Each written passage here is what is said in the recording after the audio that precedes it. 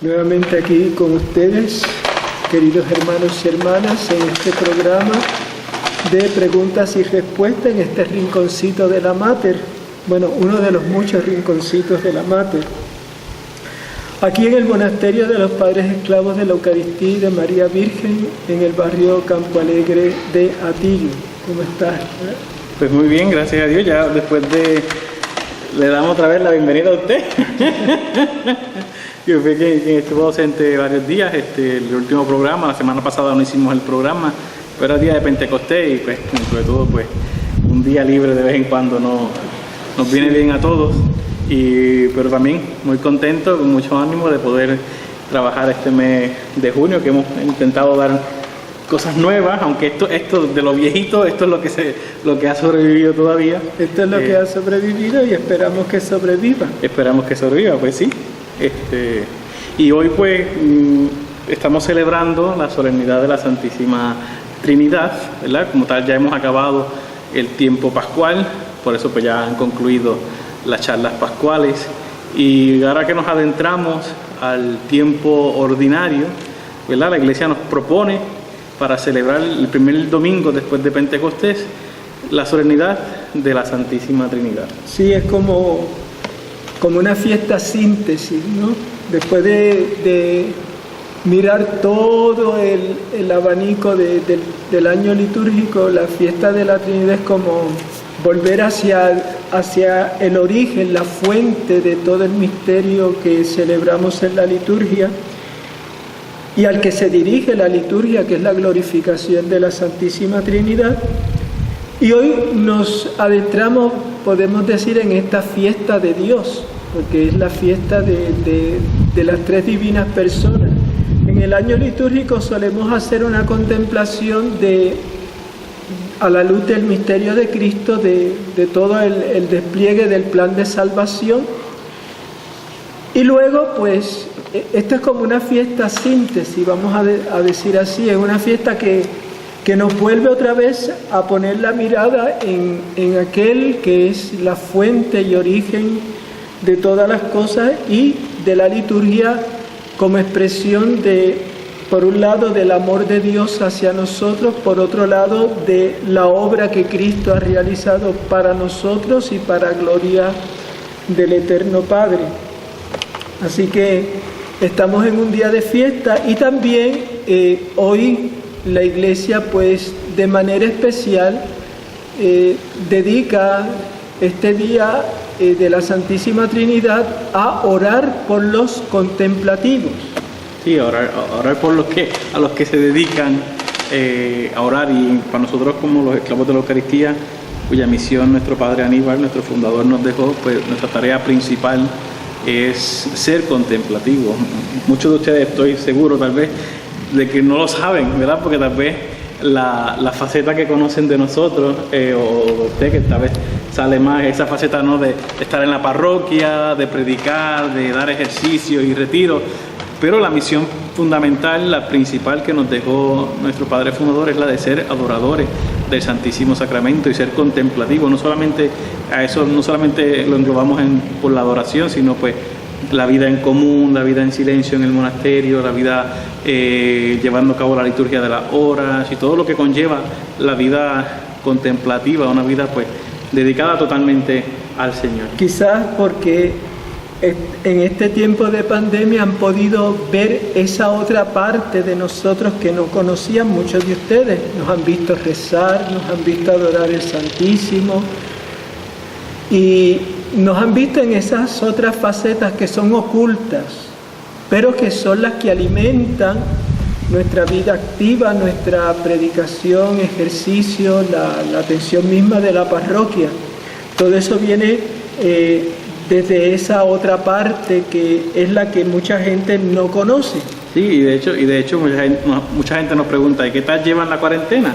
Y para nosotros como que, pues normal, porque nosotros estamos acostumbrados a estar en el convento, encerraditos. Nuestra cuarentena es perpetua y la hemos escogido por amor al Señor. Entonces, sí, que para nosotros estar aquí encerraditos, dedicándonos a lo que el Señor nos ha llamado, que es a orar, a estar con Él, para nosotros no ha sido difícil para nada. O sea, en ese sentido nosotros no hemos extrañado estar afuera, porque el mismo hecho de estar haciendo lo que hacemos todos los días, la única diferencia es que no hemos estado con una actividad pastoral externa, pero ya ustedes ven que nos las inventamos también y hemos ido por las redes sociales pues llevando la palabra de Dios, pero ustedes ven ahora que todo eso para nosotros los esclavos tiene una fuente que es nuestra vida de adoración, nuestra vida de oración, especialmente la liturgia de las horas. Y otra parte que no conoce es esa otra parte cuando estamos en silencio. Ahora mismo yo he pasado largos periodos pues en mi cuarto pintando, trabajando en oculto, porque esa es nuestra vida. Por eso aprovechamos también para hoy saludar y enviar a la atención de ustedes el que oren por las monjas de clausura. Hay nosotros en la parroquia aquí en Campo Alegre tenemos el privilegio de tener una comunidad de adoración perpetua que son las esclavas del Santísimo y de la Inmaculada. Tenemos monasterios en Puerto Rico y en otras partes del mundo que también saludamos y queremos que tengamos presente hoy a todas las monjas de clausura. Por ejemplo, tenemos a Sor Teresa, que es ermitaña, también está en la parroquia. Luego está el monasterio Madre de Dios, tenemos las carmelitas en los distintos monasterios a lo largo de la isla. Tenemos aquí en Puerto Rico las clarisas, tenemos en otras partes, por ejemplo, mandamos desde aquí saludos a las hermanas capuchinas de Córdoba. Si no nos matan, nos matan. Pero también en Córdoba tenemos las salesas, tenemos las carmelitas descalzas, Jerónimas, las mismas esclavas también. Las mismas esclavas. Sí, hay un montón más. Hay un montón, las cistercienses. Las cistercienses, claro. En cuyo y varones también, que hay un convento, un monasterio. Hay un monasterio de monjes. Cistercienses allá también en Córdoba, el cual le mandamos también muchos saludos. Y esa es otra parte de la iglesia que mucha gente no conoce. Por eso cuando tienen la oportunidad de ir a un monasterio, pues se sienten impresionados, como diciendo como que están descubriendo algo que no conocían de la iglesia. Y es cierto, muchas veces no conocen esa otra dimensión de la iglesia, pero dimensión que hoy la iglesia quiere volver a poner en primer término para que oremos por nosotros los contemplativos, oremos por estas hermanas y hermanos monjes y monjas, religiosas y religiosos de vida contemplativa y también de vida eremítica, como decía pues Sor Teresa, que lleva una vida ermitaña, lleva más de 30 años de verdad en una vida de observante vida eremítica. Así bueno, pues nada, dicho lo cual, vamos a adentrarnos en los temas que hemos preparado hoy para ustedes, aclarando algunas preguntas o tocando también algunos temas que nos parecían interesantes, pero como solemos hacer siempre, pues primero vamos a hacer una lectura de la palabra de Dios para que nos ilumine el camino de este programa que ya estamos llevando a cabo.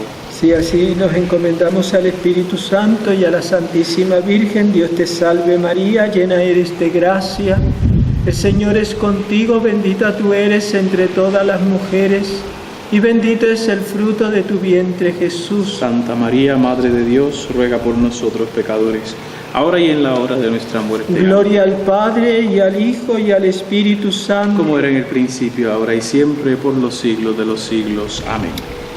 Bien, hermanos, vamos a tomar la lectura hoy del Evangelio según San Lucas, un evangelio muy conocido de ustedes.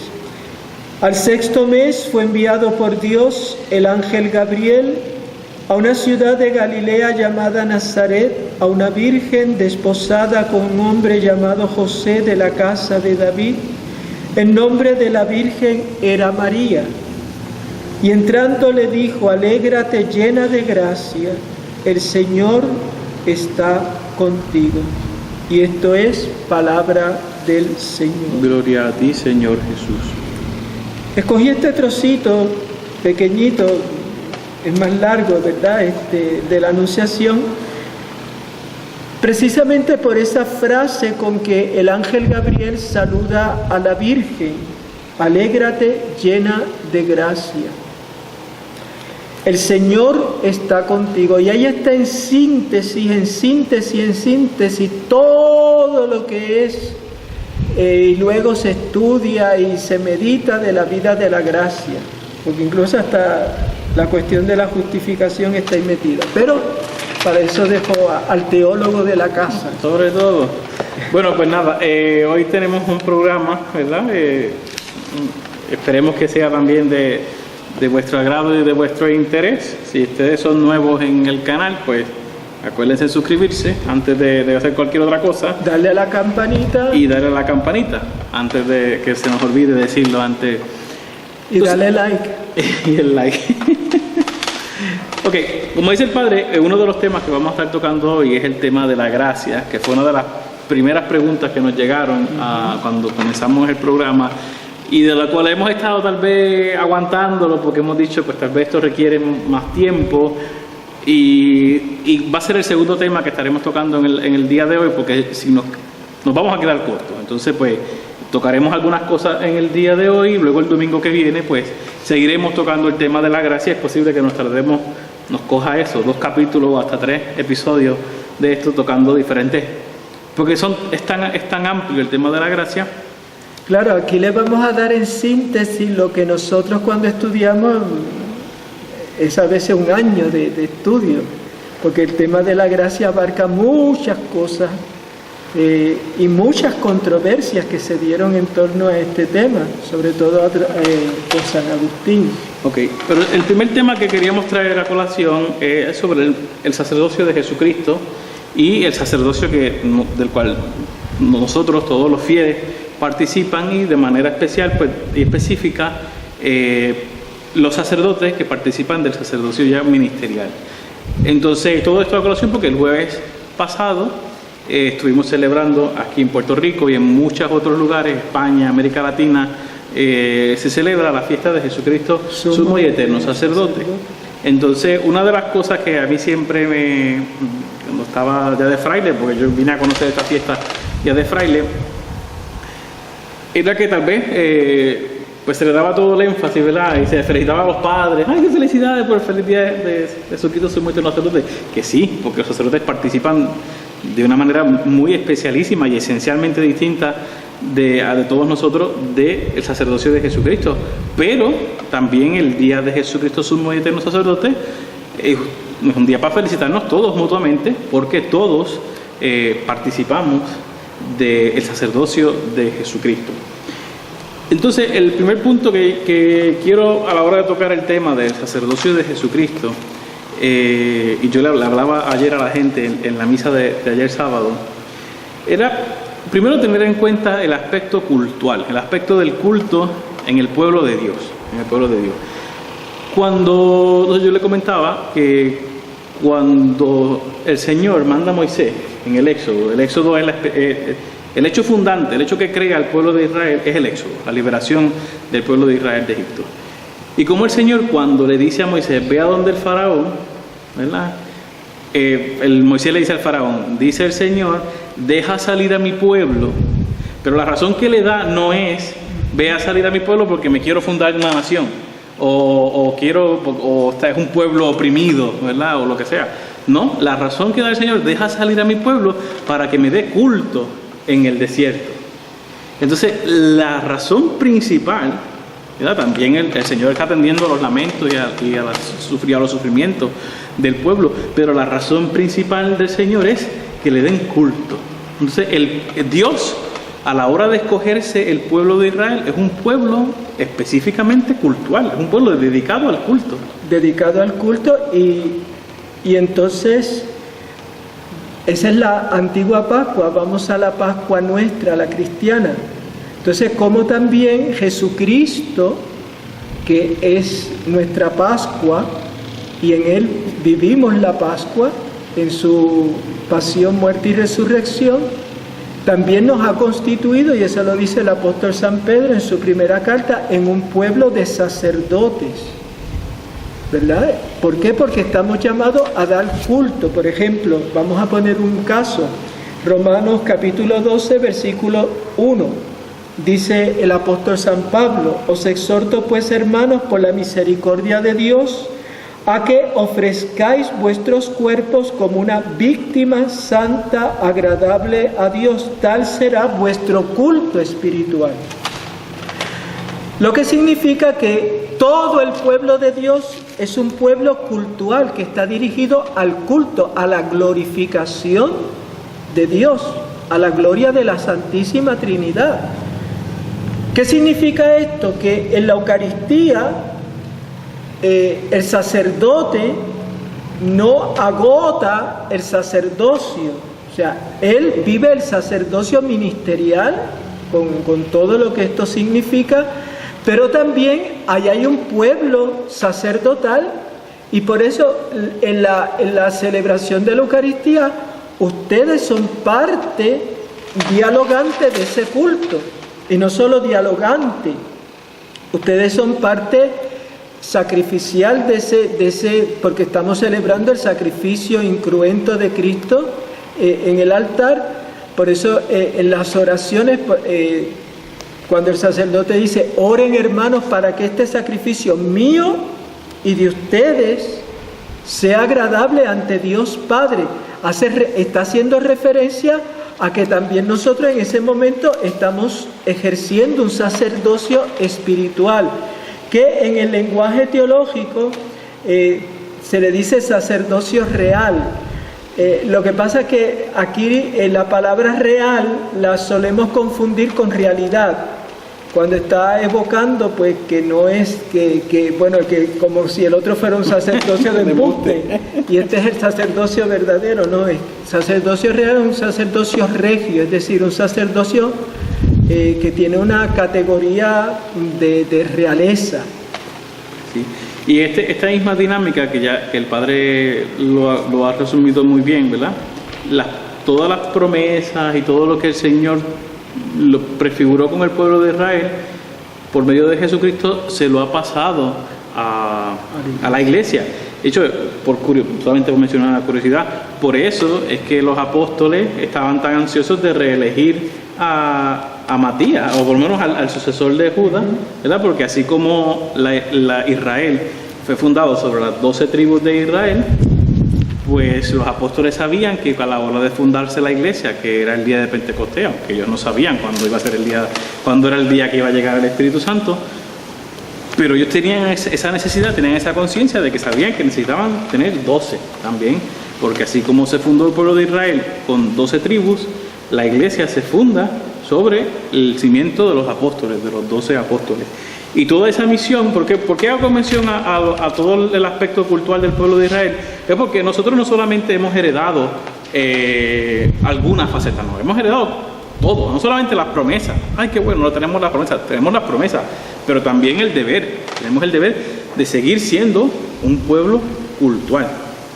Y ahora mismo que estamos en esta situación de pandemia, muchos cristianos han redescubierto que aunque no han podido congregarse físicamente en la iglesia, en el templo, no por eso en sus casas han tenido que redescubrir muchos de ustedes que allí tenían que santificar el domingo, que tenían que dar culto a Dios, que tenían que hacer su vida de oración, y eso es su sacerdocio.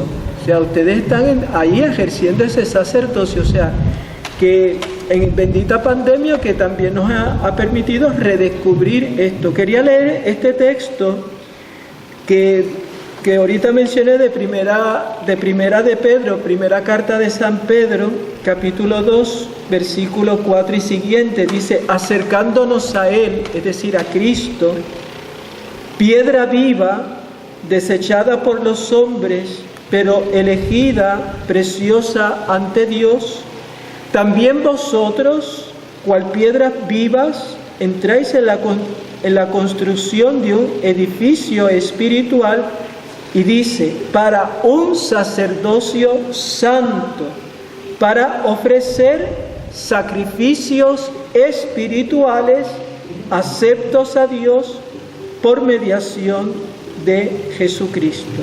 Entonces ahí vemos otra cita bíblica que expresamente tanto San Pablo como San Pedro nos están hablando que nosotros tenemos unas obligaciones cultuales, o sea que estamos dirigidos a darle culto al Señor. Y ese culto es un culto de adoración, es un culto que lo expresamos en la liturgia, que lo expresamos en la oración personal y en toda otra serie de manifestaciones. Ahora bien, nosotros, al igual que el pueblo de Israel, nos vamos a encontrar siempre en una dinámica, ¿verdad?, en lo que es el culto con la vida. En el pueblo de Israel, el aspecto cultural va íntimamente ligado a la alianza, o en este caso más concreto, como leíamos hoy en la primera lectura de la misa, ¿verdad?, Moisés con las 2 piedras, las 2 tablas, que sería lo que conocemos como los 10 mandamientos, que son como que el origen de lo que luego sería toda la ley de Moisés.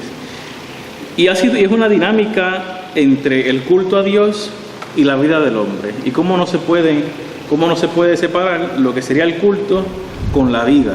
De hecho, precisamente, y esto también otra curiosidad, mucha gente no sabe por qué, yo lo aprendí en el seminario, por qué son 2 tablas, ¿verdad? Mucha gente no, porque uno para los mandamientos de Dios y otro para los mandamientos del hombre. Pues esa no es la razón. La razón es que son 2 tablas porque en todo contrato hay 2 copias. Entonces, las 2 tablas eran exactamente idénticas. Una de las tablas, ¿verdad?, al principio iban juntas ambas en el Arca de la Alianza hasta que llegaron a la tierra prometida. Pero luego de eso, una de las tablas se encontraba en el templo y la otra estaba en el palacio del rey. Como que haciendo ver que el contrato entre lo que es el culto y la vida del pueblo tenía que estar juntos. ¿Por qué hago mención de eso? Porque esta dinámica, este conflicto, o este reto, o esta aventura de que toda nuestra vida tiene que ir en sintonía con el aspecto cultural, de hecho es retante, hasta cierto punto es una exigencia, pero pues sí, tenemos que luchar con esto toda la vida. ¿Por qué? Y yo le decía ayer también a la gente en la homilía, que la liturgia, el culto no es magia. El culto no es magia. Es cierto que el sacerdote, por más empecatado que pueda estar, cuando consagra, se consagra y se realiza el milagro de la transustanciación. Pero los frutos que recibe, evidentemente, si no tiene unas disposiciones internas o de una vida santa, pues la liturgia, la misa o cualquier otro sacramento, pues no va a surtir efecto. ¿Por qué? Porque esto no es más, en este caso en el sacerdote. Y lo mismo nos pasaría a nosotros si hay una disonancia o no hay una sintonía entre nuestra vida con el culto. ¿Por qué? Porque esto no es magia. Recuerdo una de las veces que tuve que llevarlo a usted al hospital, estaba allí esperando en la sala de emergencia, estaban dando una película y en una de esas el señor dice, empiezan a leer algo en la película, algo de religioso, y él dice, deja de leer eso, qué sé yo, si yo no creo en Dios, qué sé yo. Mi papá iba todos los domingos a la iglesia y era un bojachón, algo así. Y en fin, que la escena después sigue, pero pues, lamentablemente ese puede ser uno de los errores que pensamos, de disociar la vida con el culto, cuando precisamente nosotros con nuestra vida santa, con nuestra vida siempre dejándonos iluminar por la voluntad de Dios, le estamos dando culto a Dios en nuestra propia vida. Claro, miren, es lo que, por traerlo a las cosas que estamos viviendo, por ejemplo, yo me he encontrado personas que están con un miedo de venir a la iglesia porque se tienen miedo de contaminar, se tienen miedo de aquello, del otro. Incluso conozco personas muy denominadas católicas que me han dicho que tenemos que tener cuidado, que los casos están subiendo. Muy bien, y se toman todas las precauciones, Pero, por otro lado, yo me encontré a esas personas que me estaban diciendo esto en un centro comercial donde tuve que ir el otro día a comprar una cosa, que de hecho no conseguí. Y estaban allí tocando las cosas en la góndola, el carrito, solamente tenían mascarilla. O sea, tenemos para el centro comercial no hay contagio. Sin embargo, para venir a la iglesia, contagio. Entonces, ahí es que uno se da cuenta, si tenemos conciencia de que yo tengo que ser cristiano también en medio de una pandemia, en una crisis como la que estamos viviendo. Entonces yo no puedo ser cristiano vía Facebook, vía Instagram, vía redes sociales, porque me conviene para no contaminarme. Y luego después, separación de fe y vida, y luego después, sin embargo, no tengo ningún problema en irme al centro comercial, en echarle a gasolina al carro porque lo necesito, en ir al supermercado a hacer la compra. ¿Dónde está el balance en esta situación? O sea, acá no te contaminas y acá sí te contamina. Entonces, ahí es que nos damos cuenta, y muchas personas te tendrían que preguntar, bueno, ¿no será que yo tengo una ruptura entre, ¿verdad?, fe y vida? Porque entonces ahora he separado mi fe y ahora sí me siento más cómodo pues viéndola Hay otras personas que están enfermas, no tienen otra posibilidad y eso es normal, que la puedan seguir por las redes sociales.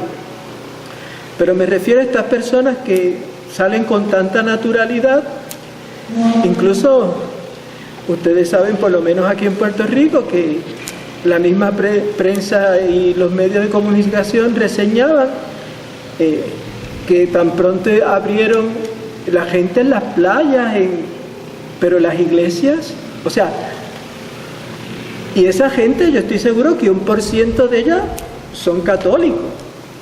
Entonces, ¿dónde está tu respuesta de fe ahora? Donde la gente dice tener miedo de contagio, de recibir la comunión o de otras cosas, o de simplemente de que alguien te salude, pero no tienes ningún reparo en hacerlo en un centro comercial, en una playa, en un supermercado, en una gasolinera. A eso es lo que vamos. Separación, fe y vida. Por eso muchas veces tal vez la gente dice, pues voy a misa, pero no siento nada, o no aprovechan, pero claro, porque es que estamos disociando. Pensamos que la misa es magia, pensamos que porque voy a misa ya estoy salvo, porque comulgo solamente el domingo es para el Señor y los demás días para mí. Pues no. Entonces en ese sentido nuestra vida cultural, propiamente hablando de la liturgia, del culto, la estamos improvisando. Nosotros vamos a misa y a ver qué pasa, o peor aún, pensar, pues voy a misa, pues lo mismo de siempre. Entonces, pues no, porque la misa no se puede improvisar. Cuando la misa sencillamente es un momento, una horita en tu semana, pues claro que es improvisar, y claro que no va a dar fruto, porque no se puede improvisar. Ahora, si toda nuestra vida la intentamos vivir en este aspecto cultural, en este sentido de que con mi vida yo le doy gloria a Dios, pues sencillamente cada acto de mi vida, desde que me levanto, cada acto es un acto de darle culto a Dios, de querer darle gloria a Dios, de querer agradar a nuestro Padre cumpliendo su voluntad. Y ya esa actitud que la vamos generando, es cierto que se va progresivamente trabajando, esto no es de la noche a la mañana, pero si nos esforzamos por cada día crear en esta conciencia de actitud cultural, ya cuando lleguemos a la misa, es donde entonces todo ese bagaje de culto, todo ese bagaje de cosas que le hemos ido ofreciendo al Señor, se la podemos depositar, y entonces ahí es que entonces viviremos la misa, el culto en sí y específico, lo viviremos de una forma totalmente distinta, pero toda nuestra vida tiene que vivir en dinámica, porque si no viviremos siempre en esta disociación, rompiendo pues 1 hora para el culto y lo demás para todo lo demás. Y ahí es donde ustedes los fieles y todos, porque Padre Luis ya participe del sacerdocio ministerial, no le quita el común de todos los bautizados. Yo creo que todos, porque participamos de este sacerdocio de Jesucristo por medio del bautismo, que también hay que tenerlo en cuenta, que es el bautismo lo que nos incorpora al sacerdocio de Jesucristo, tenemos la capacidad de ofrecer nuestra vida y rendirle culto a Dios, no solamente yendo a misa, sino también con nuestra vida. Y es muy distinto también, como he dicho, el sacerdocio ministerial de aquellos que han recibido el sacramento del orden, que entonces pueden ellos actuar en la persona de Cristo, y por eso no solamente presiden las oraciones al estilo protestante de un pastor, porque un pastor también preside el culto en su asamblea o en su culto, sino que el sacerdocio, por el sacramento y la unción y el carácter que le ha impreso dicha ordenación, actúa en su misma persona, en la persona de Cristo. Cristo actúa por medio de esa persona, y así nos aseguramos de que nuestro culto ya deja de ser un culto únicamente humano, sino que por medio de Jesucristo, que actúa en sus sacerdotes, por medio de sus sacerdotes, nuestro culto también asume todo un carácter divino, que ya de por sí lo es por su institución, por su forma, pero ahora también el que actúa es el mismo Señor. Y por eso es que entonces así que nosotros, el sacerdocio de Jesucristo se desarrolla, y por eso el Concilio Vaticano II, en el documento sobre la Constitución sobre la Sagrada Liturgia, que se llama Sacrosanctum Concilium, en el número 7, va a decir que la liturgia es el ejercicio del sacerdocio de Jesucristo. Entonces, pues, entremos en esta dinámica de ejercitar el sacerdocio de Jesucristo, no solamente en la misa o en los sacramentos, sino también a lo largo de toda nuestra vida. Hay un detallito, por ejemplo, en la liturgia, que a veces no reparamos, pero que si nos preguntásemos qué significa, podríamos descubrir muchas cosas de las que decimos aquí, de las que a veces ustedes se quedan con esas dudas. Por ejemplo, si ustedes se fijan, llega un momento al principio de la misa, el sacerdote dice, oremos. Hay un periodo de silencio que la gente suele hacer esto. Hacemos como el avestruz, bajamos la cabeza y la metemos en el hoyo. No sabemos qué. Y después el sacerdote recita una oración que se llama oración colecta. Oración colecta no porque pasan en ese momento el cepillo pidiendo la limosna, sino porque recoge lo que quiere la liturgia, por un lado, expresarle a Dios, pero también lo que nosotros en esa fracción de silencio queremos también poner en la presencia de Dios. Entonces, es una manera como ustedes también son invitados a ejercer su sacerdocio real, su sacerdocio de los bautizados. Ok. Pues yo creo que por ahí no sé si tenga algo más que aportar, padre, con el tema del sacerdocio de... Bueno, sí que hay algo importante, o sea, ahora no pensemos, pues yo no necesito del sacerdote. Tengan cuidado. Sí necesitan del sacerdote, ¿por qué? Porque el sacerdocio ministerial es de institución divina, es decir, es querido por Cristo para que el sacerdote actúe in persona Christi, esa frase que habrán escuchado muchos de ustedes, la persona de Cristo.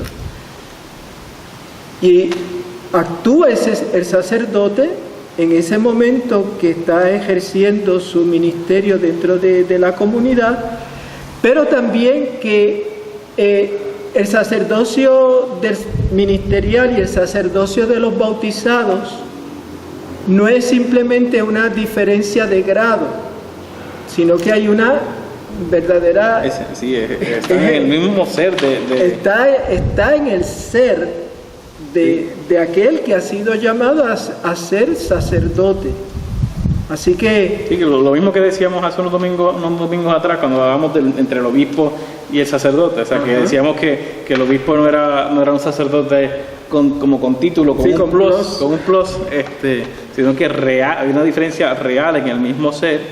Pues exactamente pasa con los fieles, que los que gozamos del sacerdocio común por el bautismo, y los que han recibido ya el sacerdocio ministerial. O sea, es esencial, el cambio está en el mismo ser, no es un fiel como piensan muchos protestantes o tienen muchos otros que es la hermanos visión separados. de los protestantes, ¿verdad? Por eso, que entre la asamblea escogen a uno, y entonces pues él es casi como por elección casi, o sea, asume el trabajo por elección. En el caso nuestro, aunque también hay un llamado, pero no es no es el pueblo quien se pone de acuerdo, sino es la iglesia la que en nombre de Dios hace el llamado, porque nos reconoce que eso que yo digo ser vocación es auténtico, y por eso la iglesia lleva unos años de discernimiento a lo largo de toda la etapa, y por eso siempre, si ustedes se fijan, los que hayan ido a una ordenación sacerdotal, siempre la iglesia comienza con un llamado: acérquese el que va a ser ordenado presbítero, acérquese. Y la iglesia dice, la primera pregunta que le espetan al que presenta, dice: ¿sabe si es digno? O sea, ¿por qué? Porque la iglesia, cuando imponga las manos en ese sacerdote, o en esa persona, todavía no es sacerdote, cuando imponga las manos, va a haber un cambio a nivel del ser. O sea, eso es lo que se llama, va a imprimir carácter.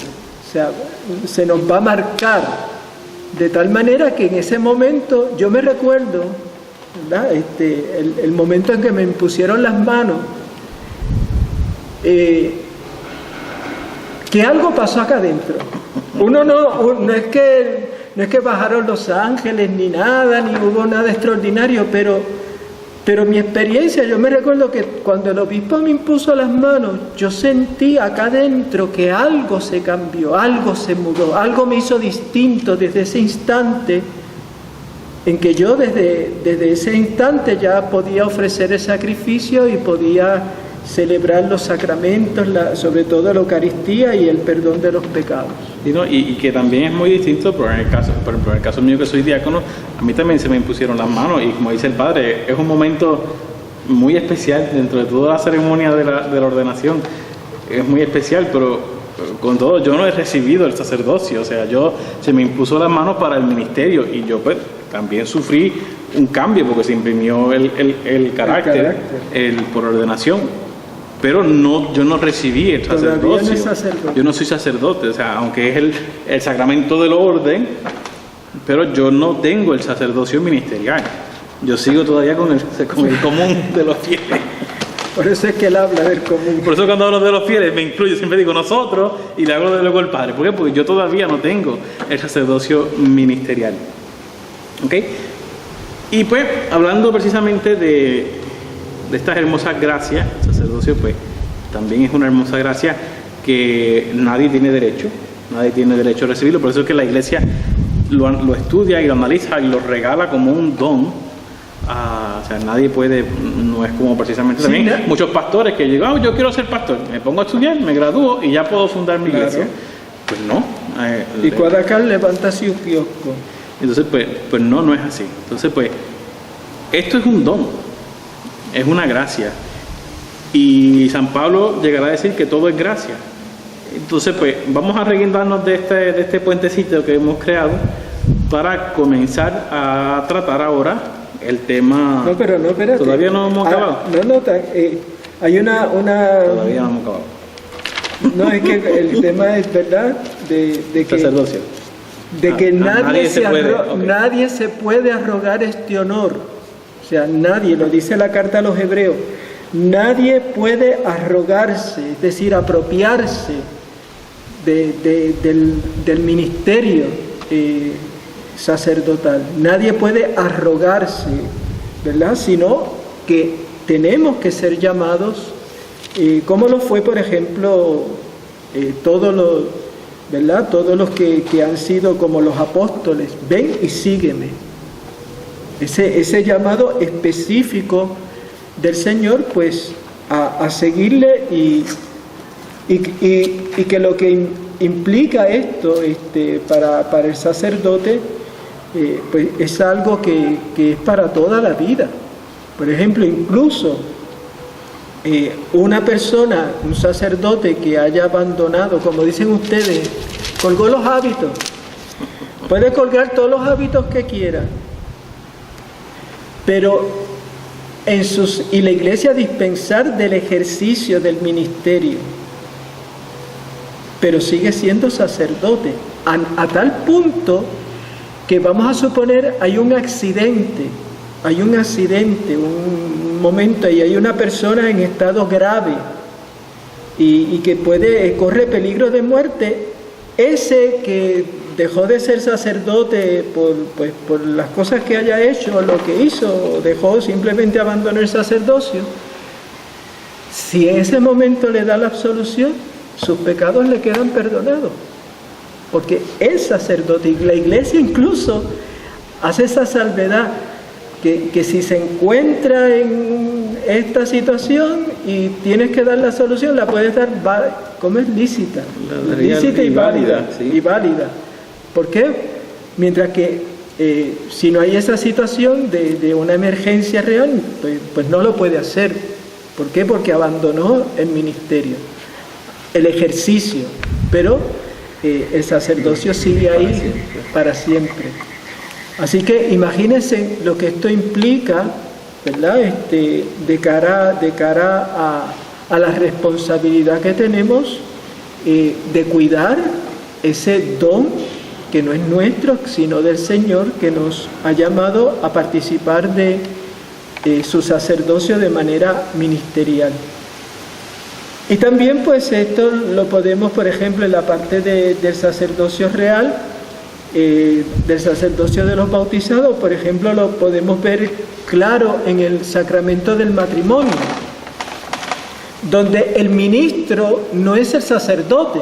Ahí el sacerdote no pinta tanto en cuanto es testigo de parte de la iglesia, un testigo cualificado de la iglesia, pero los ministros del sacramento del matrimonio son los esposos, porque están ejerciendo su sacerdocio bautismal. Entonces esos votos que se entregan en Cristo es lo que constituye la alianza matrimonial.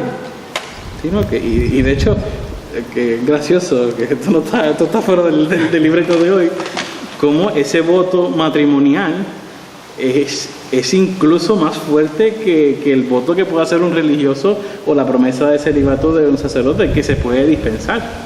El voto la promesa matrimonial es tan fuerte que no se puede romper nada. Hasta que la muerte los separe. De hecho, mucha gente no entiende, de hecho, algún profesor en el seminario decía que la gente no entendía, ¿verdad? Porque un sacerdote ve que se hizo sacerdote, puede dejar el ministerio, e incluso pues la iglesia le puede dispensar de la promesa de celibato y se puede casar.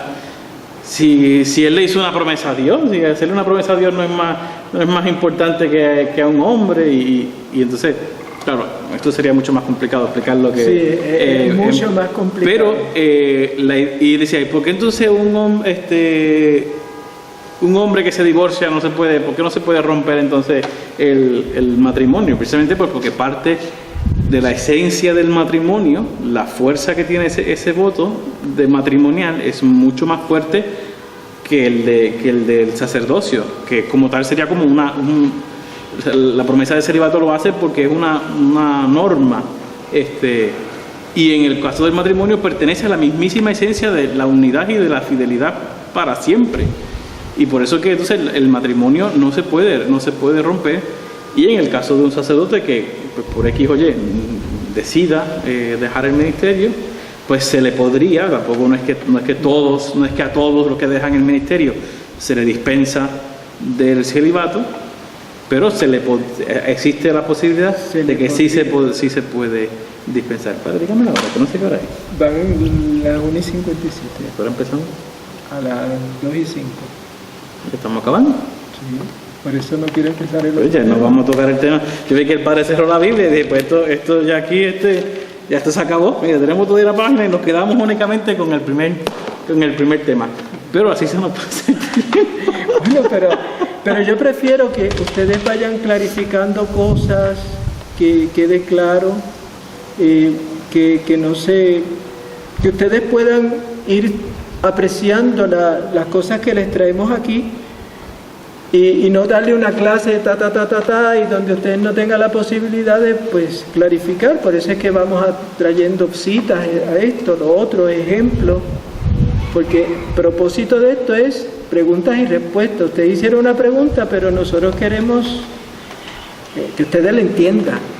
Porque, por ejemplo, yo cuando estaba cogiendo clases del Tratado de Gracia, de sacerdocio, lo que fuera, ahí entendiera o no entendiera, esto es así, y el examen venía, pero ustedes no, porque se trata precisamente de que ustedes lo puedan llevar a la vida.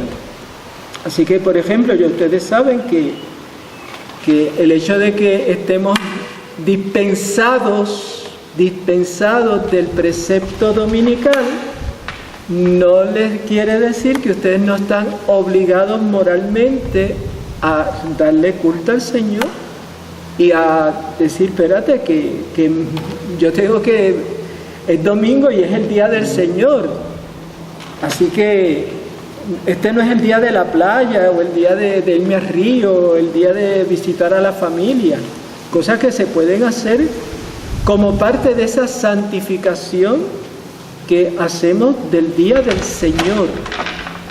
Y que el día del Señor no solamente es el domingo, sino que el día del Señor es todos los días. Todos los días es el día, igual que el Día de las Madres, ¿verdad? Que siempre ponemos el famoso caso. El Día de las Madres, ¿cuántas veces yo le escuché? Es todos los días. ¿Por qué? Porque una mamá sabe que va a haber un día especial, bueno, y que ese día que quizás llegue el aire acondicionado, el lavaplatos, la estufa, la Rainbow, lo que sea. Lifetime, las ollas o las ollas Lifetime, o el juego de cama que yo quería. Ellas saben que va a haber un día, pero ¿cuántas mamás también yo he escuchado que dicen, pues mira, yo cambiaría todo eso por el beso de un hijo que me diera y me dijera te amo? Pues eso pasaría con Papá Dios. Le podemos hacer muchos, ¿verdad? Por ejemplo, que me fui a la misa y qué bueno que fuiste a misa, porque eso es parte. Pero Papá Dios también quiere un beso todos los días y que tú le digas que le amas.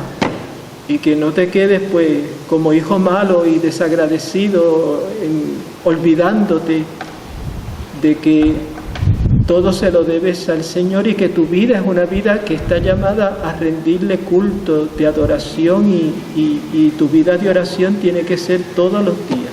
Sí, recordemos y recuerdo los que nos siguieron el viernes pasado con las meditaciones de las letanías del Sagrado Corazón de Jesús. Yo les contaba precisamente cómo algunos protestantes entendían la redención como que el Padre descargó sobre el Hijo todo su coraje, toda su ira, qué sé yo, y el Hijo pues sencillamente aguantó todo el desahogo del Padre, cuando nosotros es totalmente lo distinto. Es el Hijo que por amor al Padre se quiere entregar para salvarnos a nosotros, pero para consolar al Padre.